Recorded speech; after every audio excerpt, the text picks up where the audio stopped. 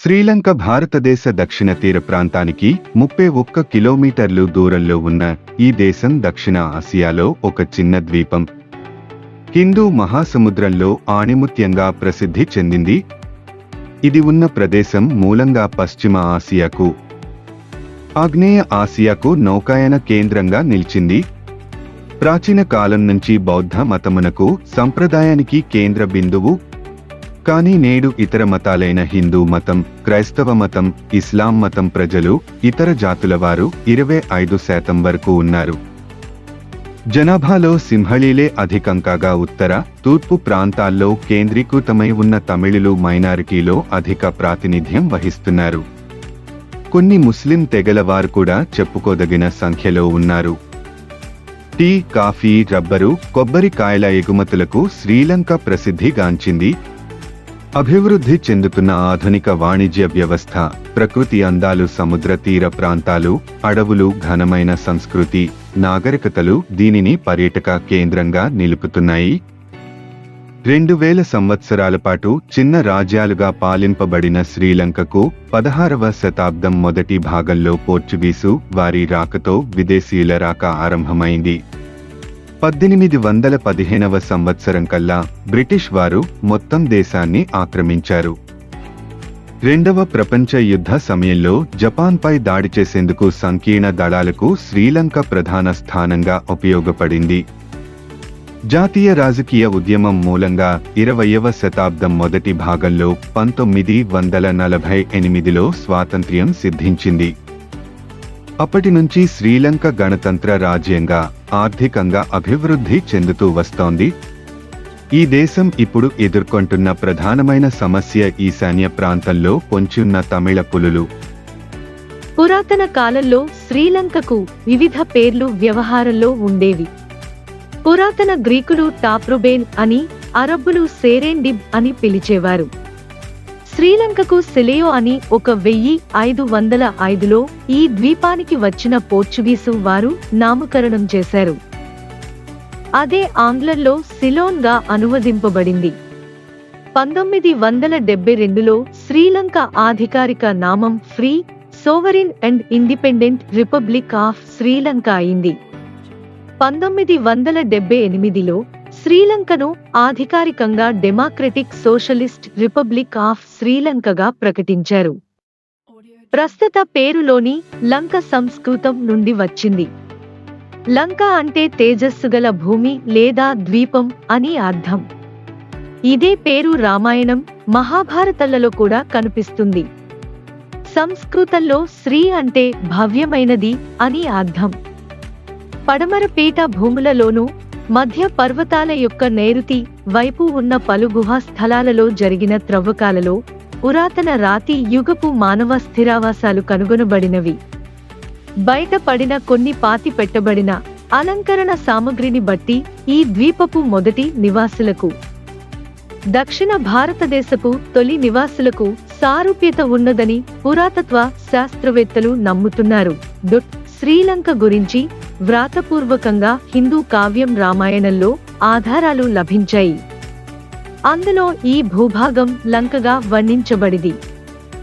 సాధారణంగా లంక అంటే జలావృత భూభాగం అని అర్థం. ఈ రాజ్యాన్ని దేవశిల్పి విశ్వకర్మ ధనాధిదేవత కుబేరుడి కొరకు నిర్మించాడు. కుబేరుడు దుష్టుడైన సవతి తమ్ముడైన రావణుడి చేత రాజ్యభ్రష్టుడయ్యాడు.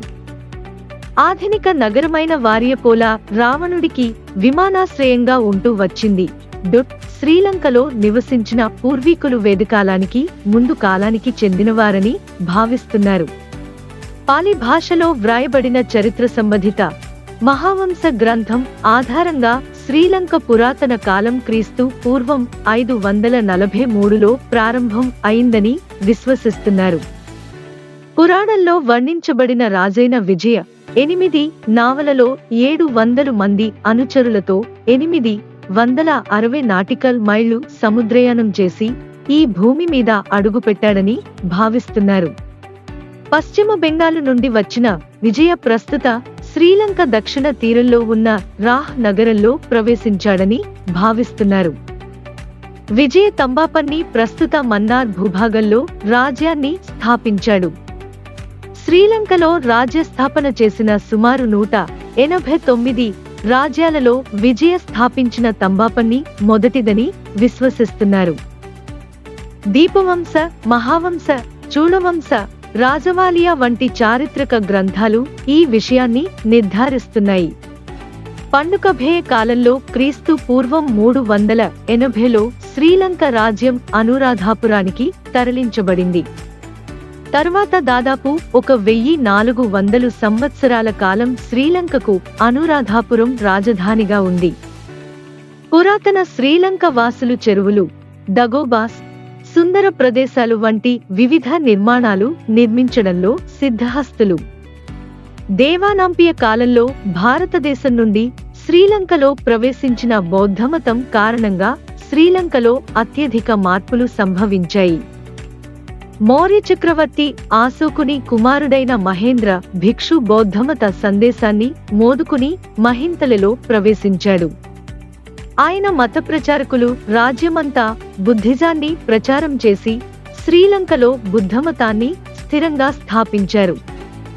తరువాత సామ్రాజ్యాలు శ్రీలంకలో పలు బుద్ధమఠాలు, బౌద్ధ ఆరామాలు నిర్మించారు. అలాగే వారు ఆగ్నేయాసియాలోని ఇతర రాజ్యాలలో బుద్ధమతం విస్తరించడానికి సహకరించారు. శ్రీలంక భిక్షువులు భారతదేశంలో ఉన్న ప్రసిద్ధ బౌద్ధ విశ్వవిద్యాలయమైన నలంద విశ్వవిద్యాలయం విద్యాభ్యాసం చేశారు. నలంద విశ్వవిద్యాలయం మహమ్మద్ ఖిల్జీ చేత ధ్వంసం చేయబడింది. నలందలోని అనేక వ్రాతప్రతులు శ్రీలంకలోని ఆరామాలలో భద్రపరచబడ్డాయని విశ్వసిస్తున్నారు. క్రీస్తు పూర్వం 245లో భిక్షుకి ప్రియదర్శిని జయశ్రీ మహాబోధి వృక్షంతో శ్రీలంకలో ప్రవేశించింది. ఇది గౌతమ బుద్ధునికి జ్ఞానం ప్రసాదించిన బోధివృక్షం యొక్క సంతానమైని విశ్వసిస్తున్నారు. ప్రపంచ చరిత్రలో మానవుడు నాటిన మొదటి వృక్షం ఇదేనని భావిస్తున్నారు. శ్రీలంక భూభాగంలో మొదటిసారిగా సూరటిస్సా కాలంలో విదేశీ దండయాత్ర జరిగింది. దక్షిణ భారతదేశానికి చెందిన సేన, గుత్తికా అనే అశ్వవ్యాపారులు సూరటిస్సాను ఓడించారు. క్రీస్తు పూర్వం 2005లో చోళరాజైన ఎలారా ఆధ్వర్యంలో రెండవ దండయాత్ర జరిగింది.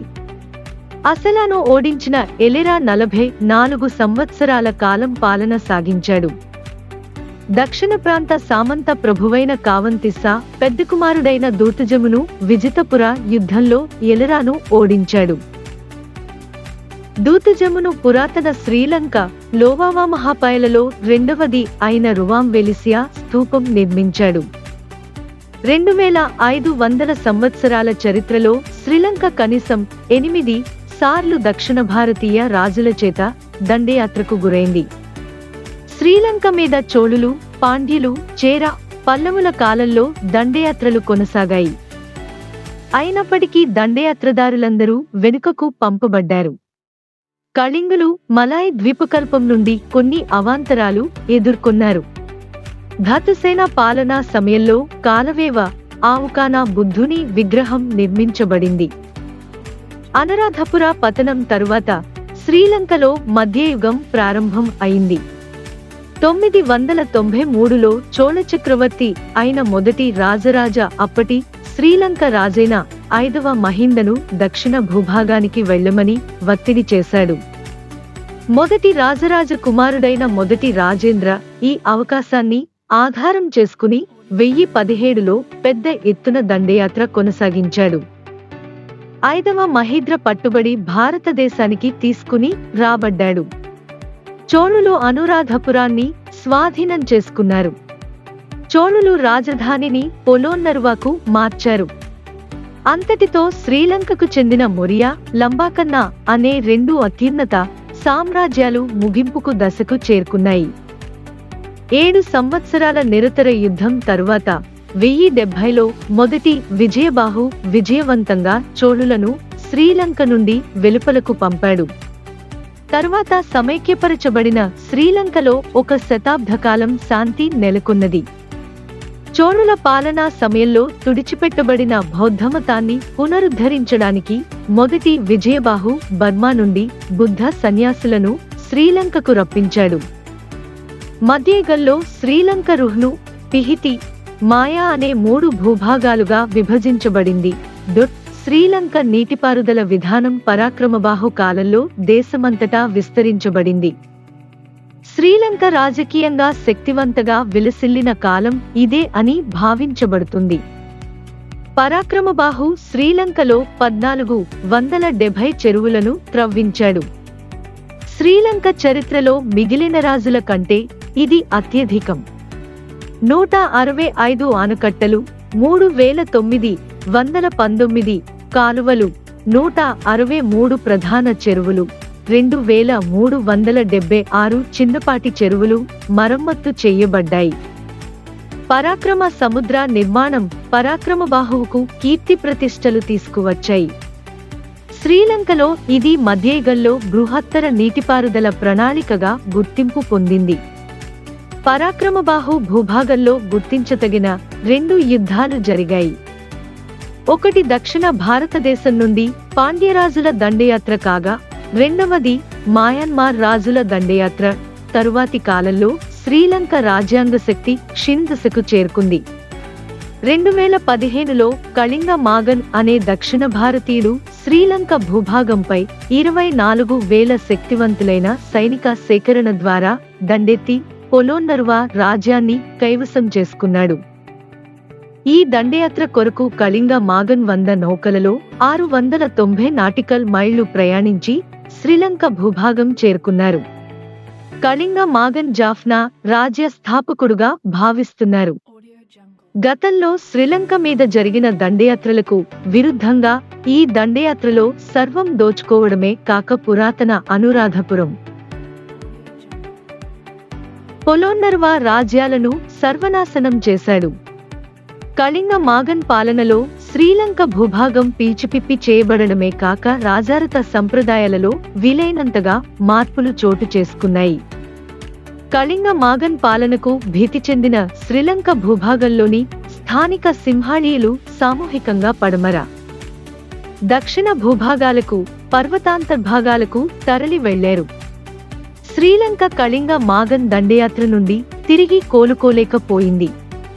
1470లో 3వ విజయబాహు సాగించిన తిరుగుబాటు ఫలితంగా శ్రీలంక భూభాగం దంబదేనియా ఆధీనంలోకి వచ్చింది. ఉత్తర భూభాగం జాఫ్నా రాజ్యాంగం విస్తరించింది. ఒక సందర్భంలో తప్ప తరువాత ఎప్పుడూ జాఫ్నా దక్షిణ రాజ్యాల అధీనంలోకి తీసుకురాబడలేదు.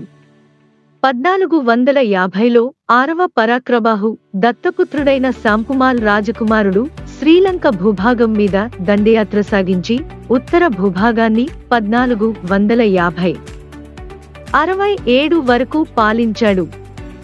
1225 నుండి దాదాపు 3 దశాబ్దాల కాలం శ్రీలంకలోని దక్షిణ, మధ్య భూభాగాన్ని దంబదేనియా, యపాహువా, గంపోలా, రేగమా, కొట్టే, సిత్వాకా, క్యాండీ రాజ్యాలు పాలినాయి.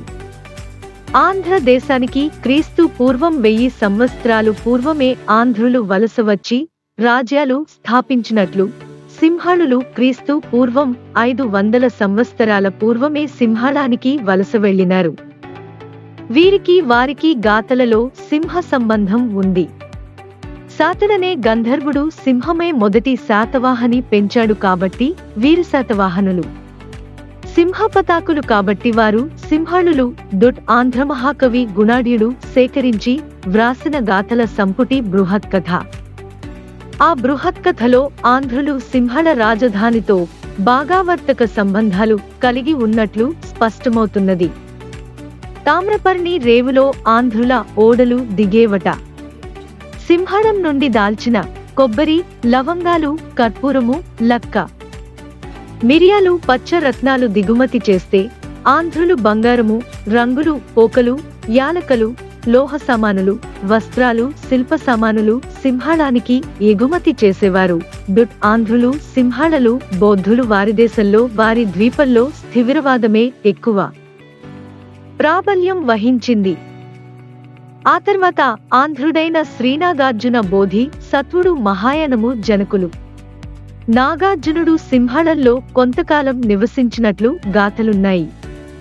అతని మహాయన విధానం సింహళం నిండింది. ధాన్యకటకంలోనూ ఇక్ష్వాకులు రాజధాని అయిన నాగార్జున కొండ అయిన విజయపురిలోనూ సింహళుల సంఘారామాలు ఉన్నట్లు శాసనాలు ఉన్నాయి. సింహళం సాంచి స్తూపాలు, ఆంధ్రుల స్తూపాలు ఒకే రూపంలో ఉన్నాయి. పవిత్రమైన బుద్ధుని దంతధాతువు ఆంధ్రదేశం నుండే సింహళం వెళ్ళింది. సింహళం దేశంలో ప్రాచీన శిల్పం జాగ్రత్తగా గమనిస్తే సింహళ మహారాజులు అప్పటికే ప్రసిద్ధిగాంచిన ఆంధ్ర శిల్పులను సింహళం తీసుకువెళ్లి ఉంటారని అంటారు. పల్లవ భోగంలో దొరికే పాలరాయి గంధపు చెక్కపై శిల్పం మలచినట్లు విన్యసించడానికి అనువైన మెత్తని రాయి. అలాంటి రాయి సింహళంలో దొరకలేదు. ఆంధ్రదేశం నుండి ఆ రాయిని కొనుక్కోవడం కష్టం. కాబట్టి ఆంధ్రదేశం నుండి వెళ్లిన శిల్పులు అలాంటి రాయిని సింహళంలో వెదికినారు. సింహళం రాజధాని అయిన అనురాధాపురం చుట్టూ నల్లరాయి కావలసినంత ఉంది. అయినా ఆ శిల్పులు దానితో శిల్పం మలచడానికి ఇష్టం లేక పల్నాటి రాయిని పోలిన ఒక విధమైనప్పటి కపురాయిని అనురాధాపురానికి కొద్దిమైళ్ల దూరంలో కనిపెట్టి ఆరాతిని విరివిగా వారి శిల్పానికి ఉపయోగించారు. అనురాధాపురంలో దర్శనమిచ్చే ప్రాచీన బుద్ధ విగ్రహాలన్నీ ధాన్యకటకాది ఆంధ్రబౌద్ధ శిల్ప క్షేత్రాలలో దొరికే బుద్ధ విగ్రహాలకు ప్రతిరూపాలు. చోళులు 16వ శతాబ్దంలో అనురాధాపురం నాశనం చేసి పాలనారువాలో రాజ్యం స్థాపించారు. వారు నిర్మించిన దేవాలయము, శిల్పాలు అహట ఇంకా ఉన్నాయి. మధ్యయుగంలో చివర సింహళానికి స్కంధపురం రాజధాని. ఆ నగరానికి నేటి పేరు కిండే. ఆ రాజులు దండెత్తివచ్చి పోర్చుగీసు వారితో యుద్ధాలు చేసేటప్పుడు తంజపురి ఆంధ్రనాయక రాజులు, మధుర ఆంధ్రనాయకులు సహాయం చేశారు. చివర సింహళ రాజులు ఇల్లడం వెళ్లిన మధుర ఆంధ్రనాయక రజవంశం వారు. వారు తీసుకుని వెళ్లిన నృత్యశిల్ప, చిత్రలేఖన సంప్రదాయాలు ఇంకా ఇక్కడ ప్రాచుర్యంలో ఉన్నాయి. వారి సింగాలీ భాష పాలిభాష బిడ్డ. ఆధునికయుగ ఆరంభకాలంలో 1505లో పోర్చుగీసు వారు అన్వేషకుడు ల్యూరెన్కో డి అల్మేడియా, ఫ్రాన్సిస్కో డి అల్మేడియా రాకతో శ్రీలంకలో యూరోపియన్ శకం మొదలైంది. 1557లో పోర్చుగీసు వారు ఫోర్ట్ సిటీ కొలంబియాలో కోటను నిర్మించారు. క్రమంగా ద్వీపంలోని తీర ప్రాంతాలను వారి ఆధీనంలోకి తీసుకువచ్చారు. 1592లో దశాబ్దాల కాలంలో అప్పుడప్పుడు పోర్చుగీసు వారితో యుద్ధాలు కొనసాగాయి. మొదటి విమలాధర్మ సూర్య తన సామ్రాజ్యాన్ని శత్రువులు దాడి చేయడానికి వీలుకాని సురక్షిత స్థానమైన క్యాండీ నగరానికి తరలించాడు. సముద్ర తీరానికి దూరంగా ఉన్నందున ఈ నగరం సురక్షితమని భావించడమే ఇందుకు కారణం. 1619లో పోర్చుగీసు దాడులకు లొంగిపోయిన తరువాత జాఫ్నా స్వతంత్రం ముగింపుకు వచ్చింది. రెండవ రాజాసింఘే కాలంలో 1648లో డచ్ అన్వేషకులు ద్వీపంలో ప్రవేశించారు. అత్యధిక తీర ప్రాంతాలలో ఆధిక్యత కలిగి ఉన్న పోర్చుగీసు వారిని తరిమికొట్టడానికి రెండవ రాజసింఘే రాజు డచ్ ఈస్ట్ ఇండియా కంపెనీ వారితో ఒక ఒప్పందం చేసుకున్నాడు. తర్వాత సాగిన డచ్ పోర్చుగీసు యుద్ధంలో డచ్ విజయం సాగించిన కారణంగా 1656 వరకు కొలంబో డచ్ ఆధీనంలో ఉండిపోయింది. 1638లో జరిగిన ఒప్పందాన్ని అతిక్రమించి డచ్ వారు ఆక్రమించిన ప్రాంతాలను వారి ఆధీనంలోకి తీసుకుంది. డచ్ పాలన ఫలితంగా సరికొత్తగా శ్రీలంకలో బర్గర్ ప్రజలు అనే స్థానిక జాతి అవతరించింది. క్యాండీ సామ్రాజ్యం శ్రీలంకలో చివరి సామ్రాజ్యంగా చరిత్రలో మిగిలిపోయింది. 1595లో విమలధర్మ సూర్య క్యాండీ సామ్రాజ్య చిహ్నంగా పవిత్రమైన టూత్ రెలిక్ ని తీసుకువచ్చాడు. ఇది సింహళీయుల మధ్య రాజరిక, మతపరంగా ప్రాముఖ్యత సంతరించుకుంది. అలాగే దతానికి ఆలయం కూడా నిర్మించాడు. తరచుగా యూరోపియన్లతో కొనసాగిన యుద్ధాల మధ్య సామ్రాజ్యం నిలకడ కొనసాగింది. 1739లో వీర నరేంద్ర సింహ మరణం తరువాత క్యాండీ సామ్రాజ్యానికి గండకాలం మొదలైంది. ఆయన తెలుగు మాట్లాడే దక్షిణ భారతంలోని నాయక్కర్ రాజకుమారిని వివాహం చేసుకున్నప్పటికీ వారికి సంతానం కలగలేదు. చివరికి బిక్కు వెలివిత సరంకర మద్దతుతో కిరీటం నరేంద్ర సింహ భార్య సోదరునికి దక్కింది. నరేంద్ర సింహ సింహళ స్త్రీకి జన్మించిన ఆయన స్వంత కుమారుడు ఒనంబువే బందారా రాజ్యాంగ వ్యవహారాలు చూసుకునేవాడు. అదే సంవత్సరంలో శ్రీ విజయ రాజసింహ కిరీటధారణ చేశాడు. నాయక్కర్ చక్రవర్తి డచ్ పాలిత ప్రాంతాలపై పలు దండయాత్రలు కొనసాగించినప్పటికీ అన్నీ అపజయాలుగా మిగిలిపోయాయి.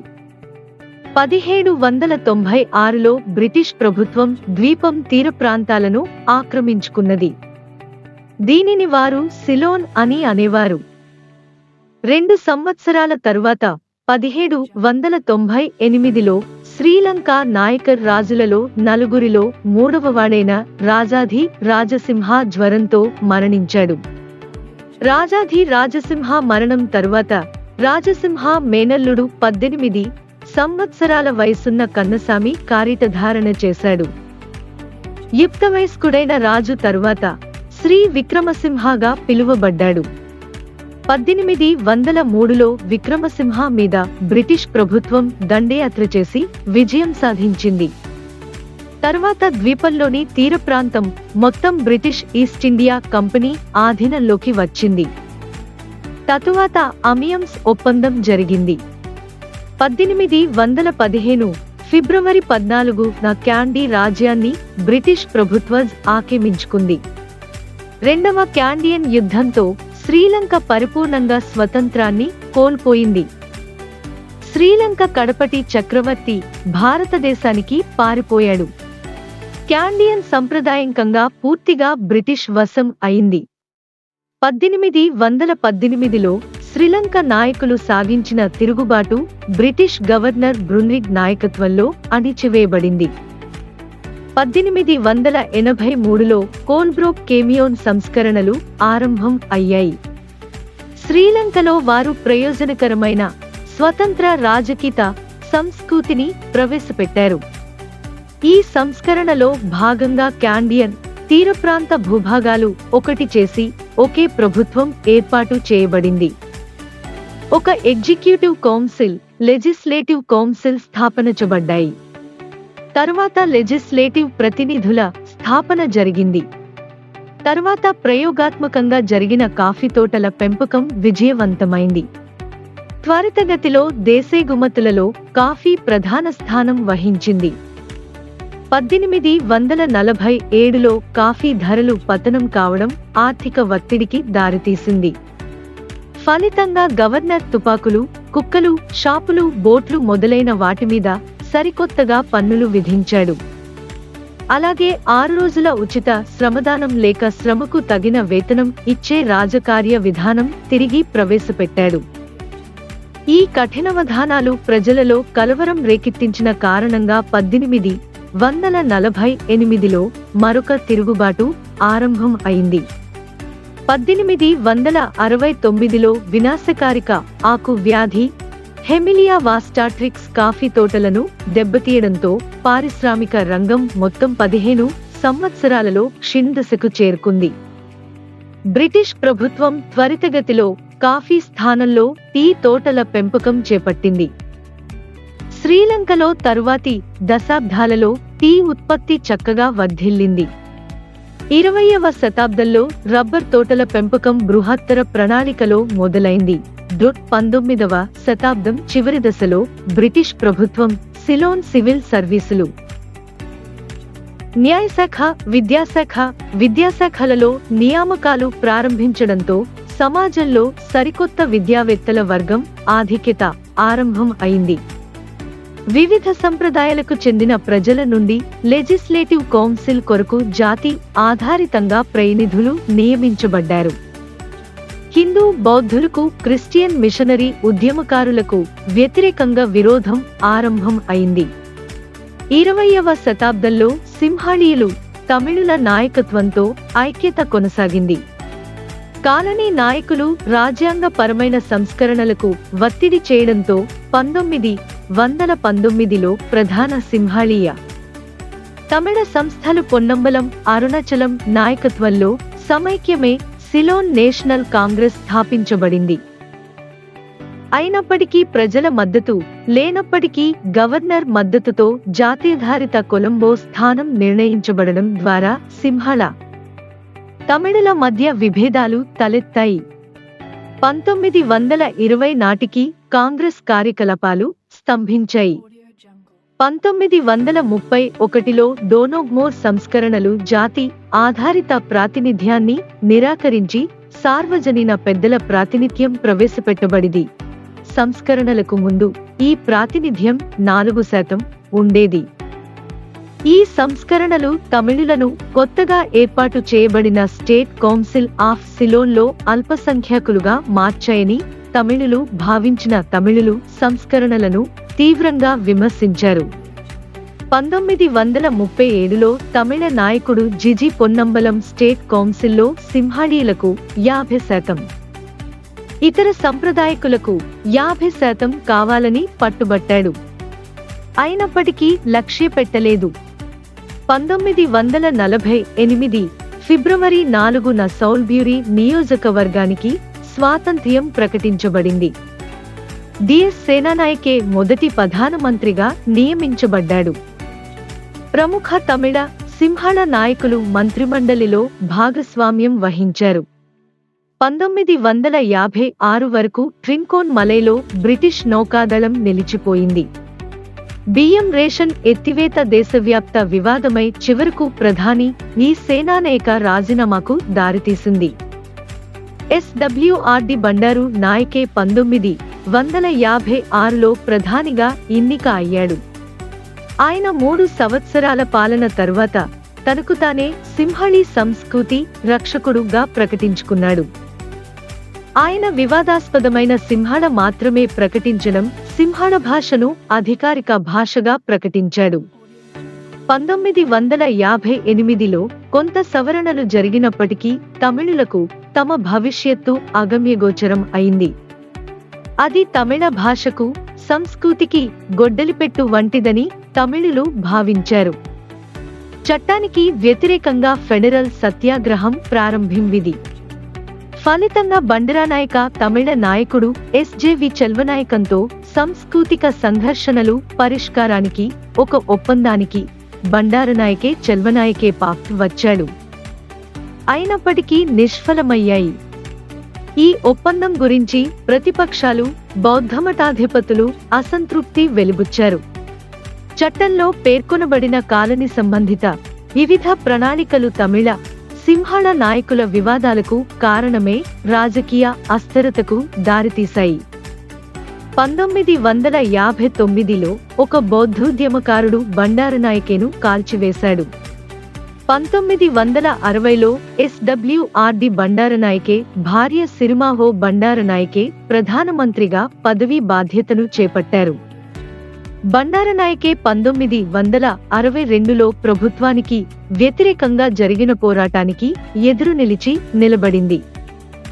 రెండవ విడత ప్రధానమంత్రిగా పదవి వహించిన తరువాత ప్రభుత్వ సాంఘిక, ఆర్థిక విధానాలను రూపొందించి అలాగే సోవియట్ మరియు చైనాలతో సంబంధాలను బలపరచబడ్డాయి.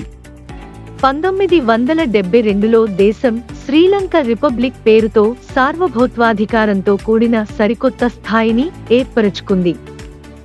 సింహళీలు తమిళులు జాతి విభేదాలను ఎన్నికలలో ప్రచారస్థంగా ఉపయోగించడం అల్పసంఖ్యాక సమస్యలను తీవ్రం చేశాయి. స్థిరత్వం పేరుతో సిరిమావో బండారనాయకే ప్రభుత్వం చేపట్టిన విశ్వవిద్యాలయ నియామకాలు అసమానతలను రెండింతలు చేశాయి. ప్రభుత్వం సరికొత్తగా చేపట్టిన వెనుకబడిన విద్యార్థులు పైచదువులు సాగించడానికి అవరోధం కలిగించింది. ఫలితంగా తమిళ విద్యార్థులు విశ్వవిద్యాలయ స్థాయి కొనసాగించలేకపోవడం తీవ్రవాదానికి మరింత ఆజ్యం పోసింది. 1975లో జాఫ్నా గవర్నర్ ఆల్ఫర్డ్ దురేయప్పన్ కాల్చివేత పరిస్థితి తీవ్రతకు ఒక చిహ్నంగా మారింది. జయవర్ధనే 1977లో ప్రజాదరణ కోల్పోయిన యునైటెడ్ ఫ్రంట్ ప్రభుత్వం మీద విజయం సాధించి పదవి బాధ్యతలు చేపట్టారు. తర్వాత జయవర్ధనే ధారాణ ఆర్థిక విధానాలను అనుసరిస్తూ శక్తివంతమైన పాలన కొరకు అధ్యక్షపాలన విధానం ప్రవేశపెట్టాడు. 1883లో సాంప్రదాయిక ప్రజల మధ్య చెలరేగిన ఉద్రిక్తతలను తమిళ ఈళ్ల స్వాతంత్ర్య పులులు ప్రభుత్వానికి వ్యతిరేక ఉద్యమంగా మార్చారు. 1983 జూలైన 1,50,000 మంది తిరుగుబాటుదారులు ఇతర దేశాల ఆశ్రయం కోరుతూ ద్వీపం వదిలి వెళ్లారు. విదేశీ విధానాలలో ఉన్న లోపాల కారణంగా తమిళ ఈల పులులు ఆయుధాలను, యుద్ధ శిక్షణ సమకూర్చుకుని బలపడ్డారు. 1987లో ఇండో శ్రీలంక ఒప్పందం మీద సంతకాలు చేయబడి ఇండియన్ పీస్ కీపింగ్ దళం ఉత్తర శ్రీలంకకు పరిస్థితి సరిచేయడానికి పంపబడింది. అదే సంవత్సరం దక్షిణ శ్రీలంకలో ఇండియన్ పీస్ కీపింగ్ దళం వెనుతిరగాలని కోరుతూ తిరుగుబాటు మొదలైంది. 2002లో నార్వేజియన్ మధ్యస్థంతో ఇరు పక్షాలు యుద్ధవిరమణ ఒప్పందం మీద సంతకం చేశారు. 2004లో ఆసియన్ టిసునమీ ప్రభావానికి 35,000 మంది శ్రీలంక ప్రజలు మరణించారు. 1995 నుండి 2006 శ్రీలంక ప్రభుత్వం తమిళ తిరుగుబాటుదారులు 4 దఫాలుగా జరిపిన శాంతి చర్చలు నిష్ఫలమయ్యాయి. 2006లో శ్రీలంక ప్రభుత్వం తమిళ తిరుగుబాటుదారులు కూడదీసుకుని తిరిగి యుద్ధం కొనసాగించారు. 2008 నాటికి ప్రభుత్వం అధికారికంగా యుద్ధవిరమణ ప్రకటించింది. 2009 అధ్యక్షుడు మహీంద్ర రాజపక్షే ఆధ్వర్యంలో శ్రీలంక సైన్యాలు తమిళ ఈల పులుల మీద విజయం సాధించాయి. తర్వాత శ్రీలంకన్ ప్రభుత్వం దేశమంతటిని తన స్వాధీనానికి తీసుకుంది. 26 సంవత్సరాల సంఘర్షణలో దాదాపు 1,00,000 మంది ప్రజలు ప్రాణాలను కోల్పోయారు. 4,000 మంది తమిళ ప్రజలు చివరి దశలో శ్రీలంకలో సాగిన అంతర్యుద్ధంలో మరణించారు. యుఎన్ సెక్రటరీ జనరల్ బాన్ కిమూన్ మాటలలో అంతర్యుద్ధంలో మరణించిన తమిళుల సంఖ్య ఇంకా పరిశీలించి నిర్ధారించవలసిన అవసరం ఉందని అభిప్రాయం వెలువడింది. తమిళ ఈల ఓటమి తరువాత తమిళ నేషనల్ అలయన్స్ ప్రత్యేక రాష్ట్ర కోరికను వదిలివేసింది. 2,94,000 మందిని తరలిస్తూ చివరి పోరు ముగింపుకు వచ్చింది. 2011లో పునరావాస మంత్రిత్వ శాఖ 6,651 మందిని మాత్రం శిబిరాలలో వదిలి మిగిలిన ప్రజలు వారి నివాసాలకు తిరిగి వెళ్లారు. శ్రీలంక 26 సంవత్సరాల అంతర్యుద్ధం తరువాత శ్రీలంక తిరిగి ఆర్థికాభివృద్ధి వైపు వేగవంతమైన నడక సాగించింది. శ్రీలంకలో సింహళం, తమిళం అధికార భాషలుగా గుర్తింపు పొందాయి. దేశమంతటా ఆంగ్ల భాషను ప్రజలు అనుసంధాన భాషగా ఉపయోగిస్తుంటారు. విద్య, సైన్సు, మరియు వ్యాపార రంగాలలో ఆంగ్లం విరివిగా మాట్లాడబడుతుంది. శ్రీలంక కూడా పలు మతాలకు నిలయం. దేశంలో 70% బౌద్ధులు ఉన్నారు.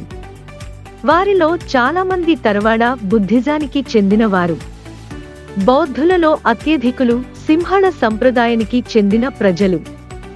బుద్ధమతం నిరంతరాయంగా ఆచరించబడుతున్న దేశాలలో శ్రీలంక ప్రథమ స్థానంలో ఉంది.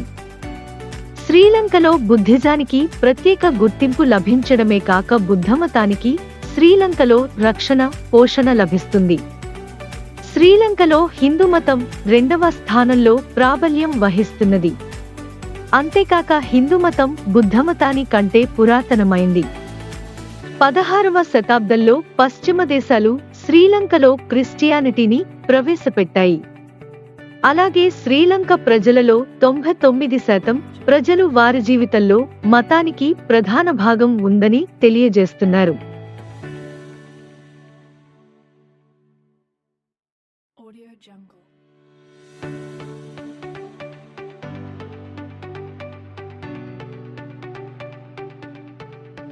If you like the video, please like us and subscribe.